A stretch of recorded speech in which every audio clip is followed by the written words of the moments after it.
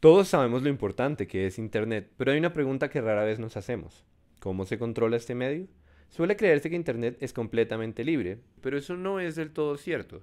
Por nombrar cualquier ejemplo, ya todos conocemos el letrero que dice, este video no está disponible en tu país. Si nadie controla Internet, ¿cómo es posible que pase eso? Antes de hacerle frente a estas preguntas, hay que responder otra primero. ¿Qué es exactamente Internet? Le decimos la nube, hablamos de subir o bajar información, y la verdad es que estas metáforas no son muy adecuadas. Si algo es Internet, es una red de redes, pero eso tampoco aclara confusiones. Pensemos, más bien, que estamos hablando de tres cosas distintas, tres capas cuando hablamos de Internet. La primera capa recoge la infraestructura, cables, enormes cables interoceánicos que sirven para transmitir información. A eso hay que sumar los famosos servidores, o sea, computadores que almacenan muchísima información. Son los servidores los que están conectados a Internet, o mejor dicho, entre sí, porque Internet es esa conexión. No es mentira que nosotros también estamos conectados, pero sería más preciso decir que tenemos acceso a esa red, porque hay compañías, típicamente de telecomunicaciones, cuyo servicio es permitir que hagamos uso de sus conexiones a Internet. La segunda capa está hecha de protocolos de comunicación. Esos cables y esos computadores no servirían de nada si no hubiera reglas para transmitir información entre todos los puntos de la red. Rara vez se habla de algo así como la invención de Internet, porque no fue propiamente una tecnología nueva, como si lo fueron la televisión y la radio. Ya teníamos computadores y cables de teléfono sin que tuviéramos Internet. Lo que nos faltaba era definir las reglas para establecer comunicación. A eso nos referimos cuando hablamos de protocolos. Quizás el más famoso es el protocolo de Internet, que sirve para distinguir el origen y el destino de un paquete de información, de ahí que haya direcciones IP. Finalmente, la tercera capa es la que todos conocemos, la información como tal.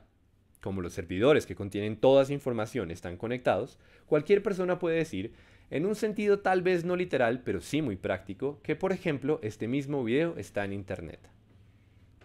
La red de redes ha crecido y sigue creciendo a una velocidad asombrosa gracias a la participación voluntaria de múltiples actores. Eso incluye gobiernos, pero también empresas privadas, comunidades académicas y tecnológicas, además de la sociedad civil.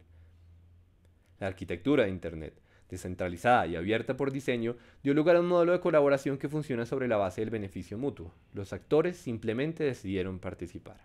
Es acá donde surge el tema de la gobernanza de Internet, es decir, los asuntos relacionados con el desarrollo y aplicación de principios, normas, reglas, procedimientos y programas que dan forma a la evolución y uso de Internet. Para los curiosos, se usa el término gobernanza y no gobierno porque gobierno connota un modelo centralizado y en Internet se da todo lo contrario. Al principio, la gobernanza de Internet era un tema que solo cubría las decisiones sobre los protocolos de comunicación. Pero como las capas están íntimamente relacionadas, hoy se usa una definición más amplia que incluye una lista de temas controversiales, dentro de los cuales se destacan cuestiones como la seguridad de gobiernos, instituciones e individuos, la privacidad, la libre expresión, los derechos de autor, los derechos humanos, el uso de marcas registradas y las interacciones comerciales. Es decir, no poca cosa. Si se preguntan que cómo llegamos a esta situación, la respuesta es que era inevitable. Entre más importante se vuelve Internet, más delicadas son las cuestiones que involucran la evolución de este medio. El momento crítico llegó en los años 90, cuando se dieron dos hechos que cambiaron el panorama de la gobernanza en Internet. Por un lado, los organismos encargados de la coordinación de la segunda capa, la de los protocolos, ya no pudieron continuar llevando el perfil bajo que tenían hasta ese entonces. El caso de la administración del sistema de dominios, algo así como el directorio telefónico de Internet, es un excelente ejemplo de esto. Durante muchos años, Internet tuvo una suerte de dictador benevolente. John Postel fue uno de esos personajes barbados y con sandalias que silenciosamente cambiaron el mundo. En esencia, él podía decidir cuáles son los dominios que existen y por extensión, cuáles son los que no. Por si no es claro, estamos hablando de un enorme poder. Cuando el tema se volvió lo suficientemente llamativo, el gobierno de los Estados Unidos mostró un interés mucho mayor por este asunto. Esto llevó a un intento de resistencia fallido por parte de la comunidad tecnológica que Postel lideraba. Al final, se creó una nueva organización privada que coordina el uso de dominios en Internet, la ICANN. El hecho de que esta organización opere bajo las leyes de California ha desatado enormes polémicas a nivel mundial. Los demás gobiernos han dicho en repetidas ocasiones que la ONU debería ser la encargada de supervisar las decisiones de la ICANN, pero Estados Unidos no está de acuerdo, paradójicamente, porque argumenta que subyugar los principios de Internet a los principios de los gobiernos atenta contra el modelo abierto que ha funcionado hasta ahora. La cuestión es particularmente polémica porque el propio gobierno de los Estados Unidos ha alterado decisiones tomadas por la ICANN. El otro gran hecho que modificó el panorama de la gobernanza de Internet fue la implementación de nuevos protocolos que permiten ubicar a los usuarios. La geografía no es necesaria cuando se trata de enviar paquetes de información, pero sí es un criterio muy útil para decidir cuáles son los paquetes que se quieren enviar. La motivación principal para integrar estas herramientas no fue el control de Internet, sino el potencial comercial que se puede explotar al hacer distinciones geográficas. Cuenta la leyenda que alguien de Yahoo, de visita en Francia, vio una página web con publicidad para la venta de flores en Nueva York y se dio cuenta de que era ridículo no hacer nada al respecto. ¿Cómo funcionan los sistemas que ubican a los usuarios? Pues bien, sabemos en dónde están los servidores, básicamente porque ocupan grandes edificios, pero no dónde están los usuarios. Lo que el sistema hace, entonces, es tomar nota automáticamente de todos los servidores que pasan un paquete de información cuando éste se mueve por la red. Cruzando referencias de bases de datos, se puede inferir la ubicación del usuario. Las repercusiones de este cambio fueron enormes. En términos generales, desde ese momento se abrió la posibilidad de que cada gobierno controle lo que pasa dentro de su territorio sin que el resto del mundo se vea afectado, al menos en teoría. La estrategia para lograr que se altere la información geográficamente es simple. Cuando los gobiernos tienen jurisdicción sobre lo que circula en Internet, enfocan sus esfuerzos en los diferentes intermediarios que hacen posible el movimiento de esa información. Así, por ejemplo, alguien puede abrir un casino o un negocio de pornografía infantil y ubicar los servidores en el rincón del mundo que mejor le convenga. Pero las compañías de tarjetas de crédito tienen que atenerse a la jurisdicción de los países en los que se encuentran y no pueden ofrecer sus servicios de pago si se les exige lo contrario. Lo mismo pasa con cualquier tipo de empresa privada que haga las veces de intermediario.